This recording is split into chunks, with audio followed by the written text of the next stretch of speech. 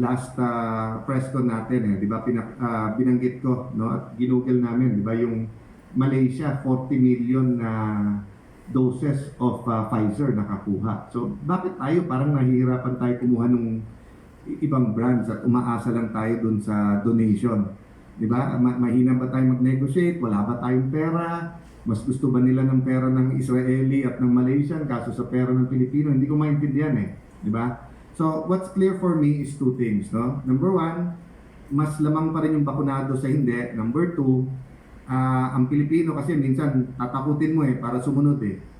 So, matakot po talaga tayo dito sa Delta variant kasi mas nakakahawa talaga whether we're vaccinated or not. So, di ba, dun lang sa statistics na binigay mo kanina kung ilan percent less yung efficacy. So, alam natin na less. So, meaning, pwede ka pa rin mahawa at mas masama. No, nahawa ka pero asymptomatic ka kasi bakunado ka. Pwedeng may mahawa sa iyo sa iba, sa pamilya mo. And kung tama yung mga binabasa ko, parang ngayong research ngayon na pati bata pinatamaan. At pag tinamaan ang bata, medyo grabe. So mababang percentage, but that's one life. You cannot say na, sir, ang namamatay naman na bakunado, kasi ang namamatay na hindi bakunado, sa lahat ng namatay, 99.5% not vaccinated. So that says, magpabakuna ka. Pero yung 0.5, vaccinated. So tama yung sinabi mo, bababa yung kasi vaccinated na. Ang vaccinated dapat 100% against severe cases. Ito namatay. So for whatever reason, di ba? So what it shows us is dapat sobrang ingat pa rin. Now, as to what vaccines are best for Filipinos, I'll leave that to the experts. At saka kasama sa usapin dun, dami na nagtatanong sa amin yung booster, yung third shots. Especially kasi ang Pilipino, there are 10 million Filipinos abroad Di ba? So whether nasa media sila sa abroad, nasa household ng mga diplomats, or whether sila yung nasa IT, etc., nababalitaan nila yung mga booster shots So that's another issue na yung ibang bansa, booster shot na pinag-uusapan, tayo, malayo pa tayo dun sa yung adult population natin. Tapos yung iba, pinag-uusapan na yung bata. Which brings me to an issue I keep bringing up na very close to my heart kasi education. Etong September na opening ng classes, anong plano? Nakita na natin Delta Nakita na natin na ang classroom ay gawa para sa 45 students. Pero ang laman niya, 55 hanggang 70 students. So ano ang plano? Kasi kung hindi mabubuksan, ba't hindi natin lipat yung ibang pera sa wifi at saka sa tablets? Bilan na natin mga bata at bigyan sila, di ba? So, if you don't share the plan, I'm knowing DepEd, no, at yung mga experts dyan, may plano siguro Ang problema nga natatabunan nung mga issues political issues But I think September is around the corner di ba? September 1, si Christmas carols na maririnig natin So, opening ng classes, di ba? Hindi naman tayo pwedeng mabulaga dyan. No? But we know, opening of classes, pag pwede na yung bata, malaking boost sa ekonomiya. Di ba? Sa tricycle at jeep na lang sa mga naghahatid. Di ba? Sa canteen na lang sa eskwelahan. Sa mga fast food. Ang buhay talaga niyan, bata. Di ba? So, may mga economic consequences yan. Pero ang dami ko nang tinanong ng magulang kung today ang opening ng classes at walang Delta, walang ECQ, papayagan niyo ba anak niyo? Sagot na sa akin, baka maghintay ako 1-2 linggo kasi hindi ko malaman mangyayari. Di ba? So I think we have to give our parents predictability. Yung confidence na doon nang pwede mo sabihin have faith in us. Pero may limit yun hindi mo pwedeng blind faith, di ba? Yung sabihin, pasukin mo anak mo. Kami nang bahala pagdating sa school. Tapos hindi mo sinasabi kung paano yung classroom for 45 students, paano mo isisiksik yung 55 na nakikita mo sa TV, sa ibang bansa, inayos na yung ventilation, pinaglayo-layo pa yung mga upuan, kumpleto pa sa mask ang mga bata, di ba? And katulad ngayon, late yung ayuda, so sana yung 2 linggo, kaya circuit breaker, di ba? At kaya 2 linggo. That's enough time na sana mapatay yung virus, hindi mag-transmit. hunger has doubled from 2.1 million in December 2019 to 3.4 million. So another 1.3 million Filipinos ang nagugutom. And for our group, sa Balik sa Tamang Serbisyo Congress, dalawa ang hindi mo pwedeng i-excuse. Ibig sabihin, dalawa yung no compromise. One is gutom. There's no excuse with a government with almost 5 trillion pesos not being able to deliver food. Kaya can I recommend, total meron mahilig si Presidente sa 911, tapos yung sa hotline sa Malacanang, maglagay na sila ng hotline sa hunger. Diba? Ma-verify naman yan, pwede nyo mang gamitin yung barangay para mag-deliver o mag-check, diba? But ang punto, kung meron sino man pamilya na hindi na kumakain ng 3 beses, ano ba naman yung mabigyan sila ng food pack? The second na inexcusable ay gamot or konsulta sa doktor. Diba? In a civilized civilization, a civilized country like ours, in a society like ours, no excuse po na may nagugutom or may namamatay nang hindi nakakakita ng doktor o kaya walang pambili ng gamot. No? Especially we're in a pandemic. Okay, next slide. So, 3.7 million Filipinos na masisipag, naghahanap ng trabaho, yung iba nag-abroad pa pero nga bumalik, wala nang makuhang trabaho. So, yan yung reality. So, bumalik tayo sa hope. Can you go to... So, next slide. So, before the pandemic, umabot na ng 100 billion pesos a year ang allotment natin for 4Ps. But please take note na about 30 billion dito hindi nagagamit. No? So, ang na-absorb lang ng gobyerno is about 70 billion. Bakit tayo may 4Ps? Hindi ko nababasahin yung buong batas, no? Pero in the most simple of forms, it's a program for Filipinos na nagkaroon ng difficulties sa kanilang finances. Diba? Economically challenged. Kung ano man dahilan. Diba? Whether that's teenage pregnancies or whether galing sa drugs, whether nasunugan sila nung maliit sila, whether anak sila ng magsasaka. For whatever reason, may qualification, pwede ka sumali sa 4Ps kasi walang iwanan dapat. No? No one should be left behind. Diba? So that's why may 100 billion ka out of the 4.7 trillion budget in 2020-2021. Ang problema, yan lang ang mga naiiwanan before the pandemic. Kaya nakita nyo na ngayon, yung nawalan ng trabaho at saka yung nagugutom. So, you have two choices. I-increase mo yung 4Ps or may iba kang programa katulad nung 10,000 ayuda na ibibigay mo lahat or yung mga AIX at tupad gagawin mong very accessible sa kanila. So, alam mo, every time napapanood ko si Sec Bello na isang kaibigan, natutuwa ako at naiinis eh. Kasi, natutuwa ka dahil nandun ka agad sabihin, di ba na sa nawalan ng trabaho, may 10 days kayo minimum wage. So, Metro Manila, more than 500 pesos yon, you'll get more than 5,000. So, natutuwa ako, mabilis mag-respond, gumawa silang paraan, makuha kahit pera, pero ba't ako nainis? Unang-una, hindi lahat makakakuha. Diba? So, you give the impression sa TV as if lahat ng nawalan ng trabaho, lahat ng waiters ngayon na no work, no pay, makakakuha. Hindi po. Hindi madaling baka isa sa 3 lang, isa sa 4 ang nakabalik. And even that massage therapist, baka from what? Kung 8 oras sa isang araw na nakaka-6, 7, 8 siyang customer, baka ngayon 2 o baka home service, di ba? Ganon din po, sa halimbawa, sa barbero. Ilan pong barbershop ang nagsara at ilan pong nagbawas ng empleyado, no? So, you know, if yun ang magiging paraan natin, AIX at tupad, kailangan ayusin natin na madali talagang mag-apply yung nawalan ng trabaho. Pero sa ngayon, lalapit ka pa eh. Meron pa talagang politiko na kailangan umaccess eh. May konti na pwedeng dumiretso sa dole, pero very minimal yon, no? So what do we propose? 4Ps to defeat COVID. Next slide. First, we have to clarify ano ba ang principle talaga. Kasi anong prinsipyo natin? Kasi kung ang prinsipyo natin walang iwanan, ba't hindi dinadagdagan yung 4Ps? Ba't wala yung 10K? Diba? Bakit ilan lang nakakakuha ng AX o kaya ng ano? So, yung prinsipyo natin, what are the principles as we deal sa pandemic? So for example, right now, what's more important? Certain projects or people? Hunger and medicine or wag matigil yung ibang projects? Di ba? Kasi nandiyan naman ang pera eh. Nakita natin nung Bayanihan 1 eh. Pwede natin upuan yung budget at sabihin anong hindi pinaka-urgent or importante ngayon, ilipat.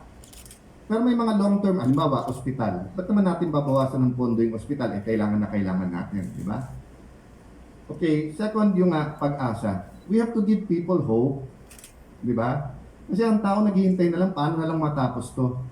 And then nadi-disappoint na lang kapag every single time parang pabalik-balik tayo. It might not be the government's fault, but alam nyo, i-share ko to sa inyo. Sa staff namin, sa team namin, meron kaming agreement.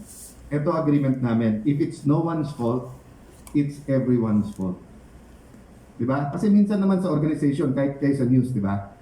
Hindi nakunan, o kaya hindi natanong, o kaya nahuli, o kaya mali yung pagkarinig. And it's not specifically someone's fault. It's not the editor's fault, not the reporter's fault, not the cameraman's fault. But in a news organization, pag naskupan kayo nung isa at dun nanood, it's everyone's fault. Kasi lumipat eh. Di ba? So, I think the government should take that attitude. Di ba? Na huwag nang sabihin, kasalanan nito, kasalanan nun, di ba? Kasalanan natin lahat. So, how can we give people hope? So the next P I want to emphasize is potential. For example, no, everyone is telling us kapag ka meron irrigation o irrigated yung lupa compared sa hindi irrigated, at least times 2 yung productivity. So pwede mo na computein ilan hektarya ang hindi irrigated at magkano ang magiging productivity kapag ka tayo'y irrigated. So you can compute the potential. Then you can make the plan in accordance to that, di ba? 45% of our barangay sa buong Pilipinas, walang barangay health center. That's 18,000. Ano ang potential? How much do we have to spend? But how much potential sa construction yan? Equipment, do we source it abroad or here? Hiring of doctors and nurses, do we have enough? So may potential lahat yan eh. So, pwede magbigay ng pag-asa din yan eh. Diba? So, hindi mo pwedeng tignan yung problema na problema lang yan. Hindi. Yung solusyon sa problema ay nagdadala din ng pag-asa. And lastly is, hindi lang tissue. Lastly is, predictability. Ang favorite example ko dyan sa DPWH, walang malaking real estate company sa Pilipinas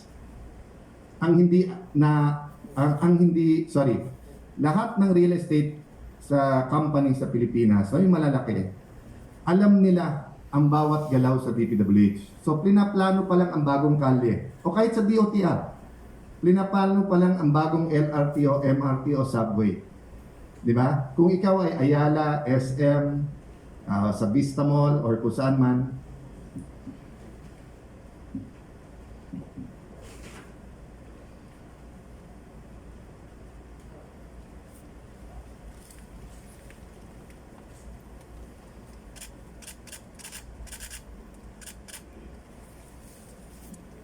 so, yung real estate companies, alam mo na kung ano yung gagawin. Bakit po? Kasi nakatali sa business mo yan. Pagka yung katunggali mo or yung competitors mo, alam, ikaw hindi.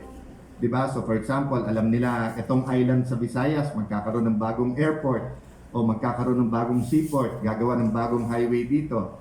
Pinag-aaralan na po yan ng mga negosyong malalaki kasi mauunahan sila ng competitor nila.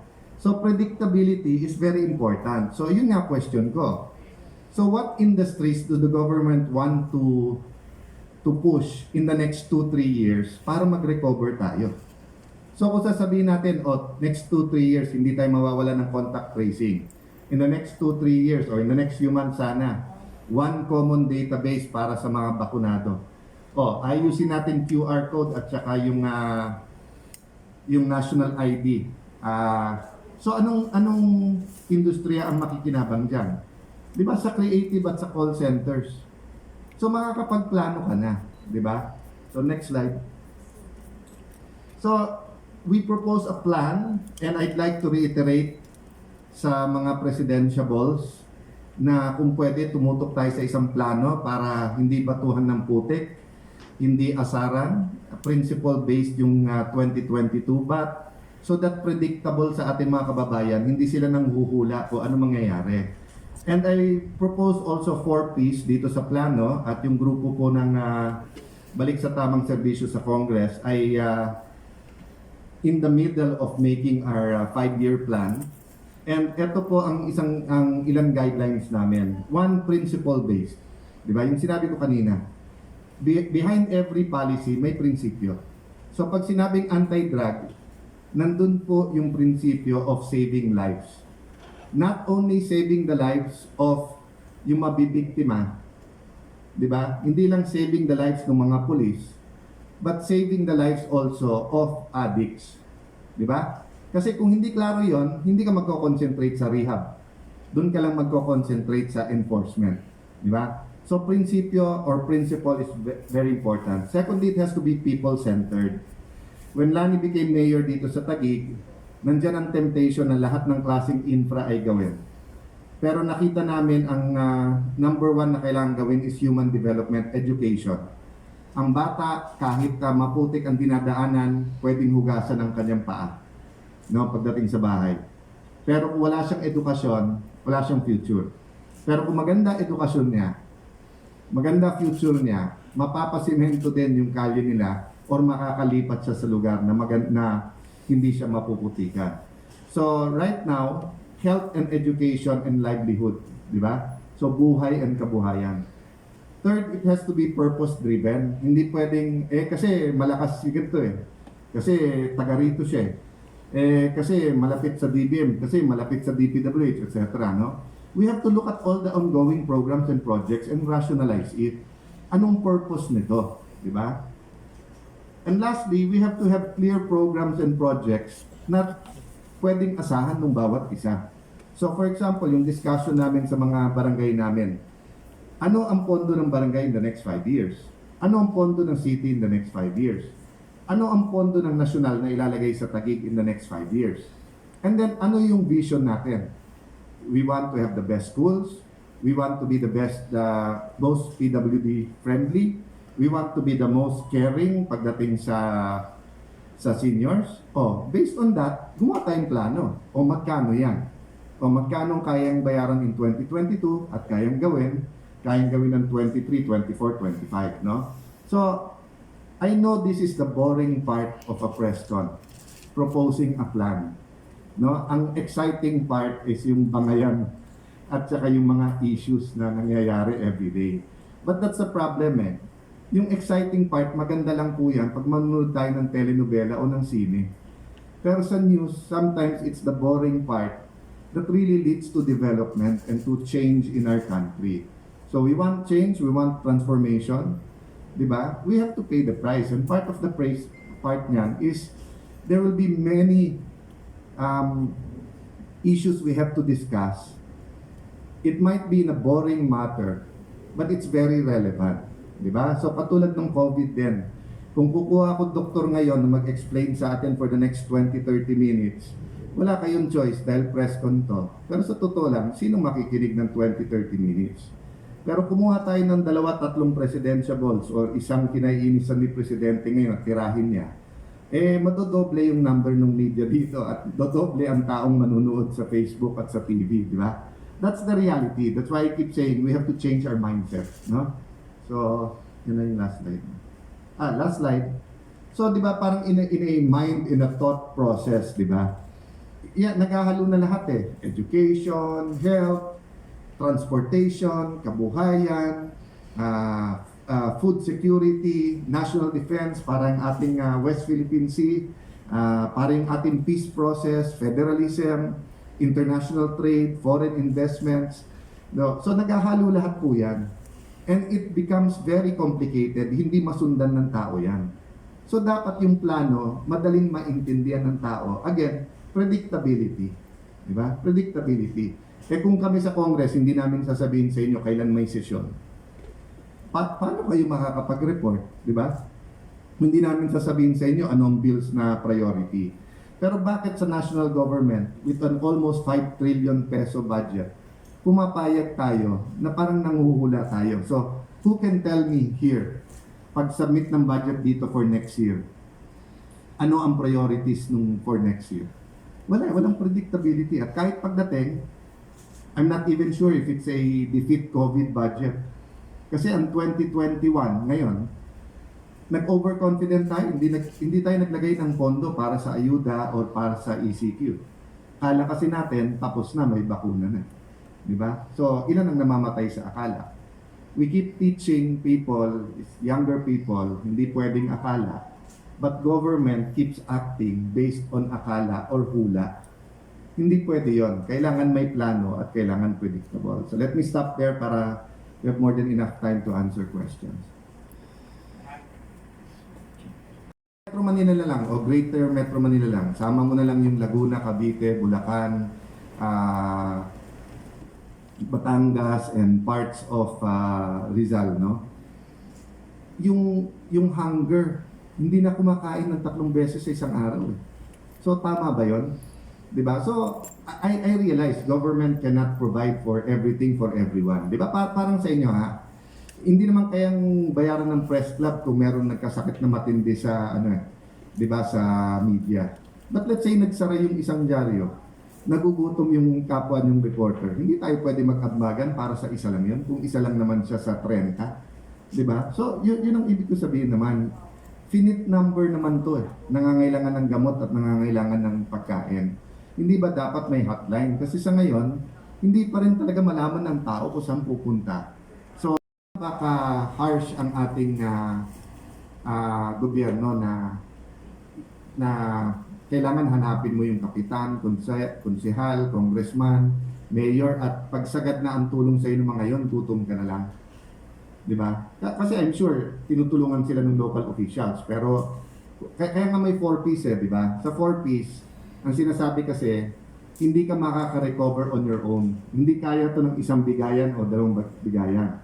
So, it is a 4-year, 8-year program sa pag-graduate ng anak mo na tuloy-tuloy basta't sumunod ka sa mga pangangailangan, sa patakaran. Right now, yun nga, gamot at saka hunger, di ba? So, ako kasi nababasa ko kahit sa Facebook ko, and we try to do something about it. But syempre, halimbawa, nasa isla yan sa Visayas o sa dulo ng Northern Luzon or nasa dulo ng Mindanao, hirap ko rin po magpadala ng di ba, ng pagkain and everything, di ba? So, but the national government has the resources. May DSWD naman sa lahat eh. So, like in Taguig, etong nag-ECQ, nagbigay kaming food pack sa lahat. But kahit yung food pack na yun, good for what? 2 days, 3 days, maybe 4 days, hindi 2 weeks. So, in-instruct namin mga tao, tignan mo talaga kung sino yung hirap na after 4 days, wala nang kakainin kung wala yan. Yun ang babalikan natin para bigyan ulit. Pero syempre, gusto ng tao, sana all, di ba? Sana lahat makakuha. So, we minsan kasi ayaw natin ng mga hotline kasi, sir, maraming mangloloko, lahat tumatawag. When will we start trusting our own people? Di ba? And meron ka namang verification system eh.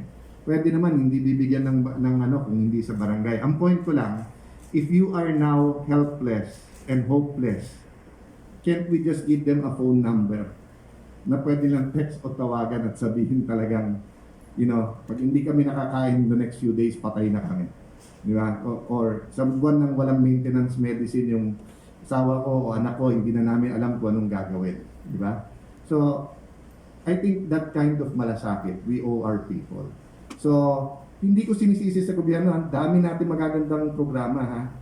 Ang problema nga, it's so complicated that usually the poorest of the poor, sila ang hindi maka-apply. Kahit kami sa programa sa Taguig, pag hindi namin binahay-bahay, yung pinakahirap, yung po ang walang pamasahe man lang pumunta sa City Hall or ambushin yung mayor or yung congressman or yung kapitan Yun yung talagang halos nasa bahay na lang So, but almost everyone has at least a cellphone or a phone, di ba? Or pwedeng manghiram. So, kung may hotline ka, may instant relief naman, di ba? So, last lang. Isko and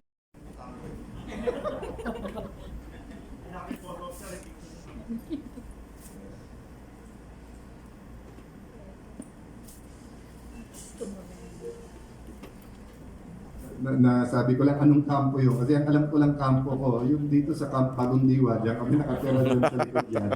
But I'm not ready to, make firm commitments and political alliances na kung sinong presidente at vice president. Siguro, etong September siguro, no? But, people are talking to each other and magkakaibigan naman. So, last Wednesday, sabi niya, gusto niya magkwentuhan, bisita. Sabi ko, para nandito grupo. So, bumisita lang. But it was nothing more than that. Ang susunod na question po ay kay Miss Joy Cantos of Filipino Star. Good afternoon po, Mr. Speaker. Sir, with the vast arrays of strategies of some presidential hopeful, so far kayo pa lang po yung nag-emerge as a man of action, going to the poor with your noble initiative of 10,000 pag-asa. Do you think it's an edge to your possible opponents if ever yung mag-decide na po kayong tumakbong Pangulo po? Tingin ko naman maraming tumutulong in different ways at yung iba mas quiet. But ang tingin kong edge natin is really leadership and yung kind of leadership. Leadership na faith-based and value-oriented and leadership na nasubukan na at may ebidensya. Kasi if you go around Taguig and you tell me kung anong issue, PWD, senior citizen, education ng youth, di ba, health ng ating kababayan, mapakikita namin sa inyo mga award-winning projects, di ba? So, I did not do this alone, di ba? Sometimes I was an advisor, sometimes I'm the vision keeper, yung may idea, sometimes tagakuha ng pondo, sometimes pag-support, pamilya at saka team ito, no? But ang mapapakita namin sa inyo, ang development ng Taguig, when Lani became mayor, 1.9 billion ang utang, 2 billion ang income, 5 million lang yung scholarship. Hindi kasya lahat ng top 10. Nung siya'y umalis na mayor, 0 utang, 10 billion income, and 700 million ang scholarship. Where pa yung more than yung edukasyon, wala silang gastos sa uniforme, sa libro, computer laboratories, no? And that was klaro yung choice, trabaho, hindi bisyo. So look at Fort Bonifacio now. Nandiyan ang stock market, di ba? Nandiyan ang malalaking business organizations, pinakamalalaking mga headquarters, nandiyan. Because it was a conscious decision, no? It was a purpose-driven decision that was faith-based and value-oriented. So we valued young people more than infrastructure doing. Tapos sabi niya, lumaki yung 10K mo. Tapos sabi niya lang, kami ni Lino, active kami sa Metro Manila. Tapos tinanong ko na yung sa Delta, bakit nahuli yung ayuda. So ganun lang yung exchange, di ba? And then of course, hindi rin naman hipokrito, di ba? Siyempre, nagpapakiramdaman din kami kung anong balak sa 2022. But we just communicated to each other na magkaibigan tayo. Sana hindi tayo magkalaban, di ba? Tapos we just looked at di ba, na sino ba mukhang tuloy ang laban o hindi, di ba? And what's good or bad for the country, di ba? And then dahil nandun yung ibang mga kongresista, nagkakantsawan din kami kasi like si Mike Defensor sinabi, Isko, number 1 ka sa survey namin sa Quezon City. So binibiro ko si Mike. Akala ko ba sabi mo yesterday ako number 1, ngayon si Isko na ang number 1. So biruan lang kami ng ganon, no? And nakakausap ko naman talaga si Mayor mga 3-4 times a year, even nung speaker ako, di ba? And even in my friends naman in Malacanang, we continue to talk naman, no? But basically, yun lang yung,